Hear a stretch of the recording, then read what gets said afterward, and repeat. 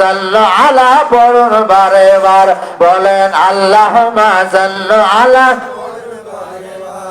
আল্লাহ যেদিন হবেন কাজী উকিল হবে মোর নবীজি। আল্লাহু আকবার। কিয়ামতের ময়দানে লক্ষ লক্ষ ভাইরা আমার উকিল থাকবে, আদম থেকে শুরু করে আমার নবী পর্যন্ত 1,24,000 মতান্তরে 2,24,000 উকিল থাকবে। ভাইরা শ্রেষ্ঠ উকিল হলো আপনার নবী, আমার নবী রাহমাতাল লিল আলামিন। সমস্ত উকিলেরা নফসি নফসি করবে, সমস্ত নবীরা নফসি নফসি করবে, বলবে যাও যাও মুহাম্মাদের কাছে যাও। বলেন মারহাবা।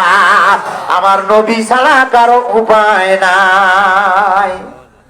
ঠিক কিনা?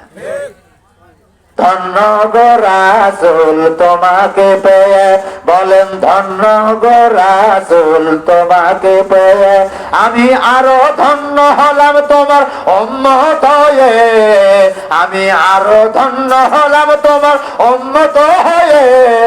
ধন্য গো রাসূল তোমাকে পেয়ে, আমি ধন্য গো রাসূল তোমাকে পেয়ে। আদম থেকে ঈসা নবী হাসরে বলবে সবাই নফসি নফসি। আদম থেকে ঈসা নবী হাসরে বলবে সবাই নফসি নফসি।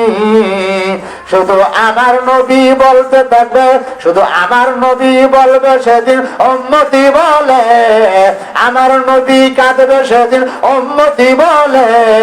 ধন্য গো রাসূল তোমাকে পেয়ে, আমি ধন্য গো রাসূল তোমাকে পেয়ে।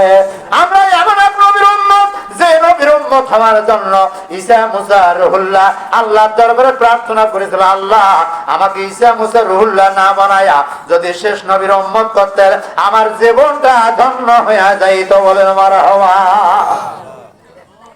সেই নবীর উম্মত হতে পারে আমরা খুশি নেবে যা? হ্যাঁ, অল্প না বেশি? যদি খুশি হয়ে থাকেন জবান খুলি বলি আলহামদুলিল্লাহ।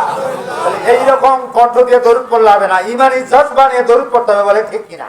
শরীরে যতটুকু শক্তি আছে সমস্ত শক্তি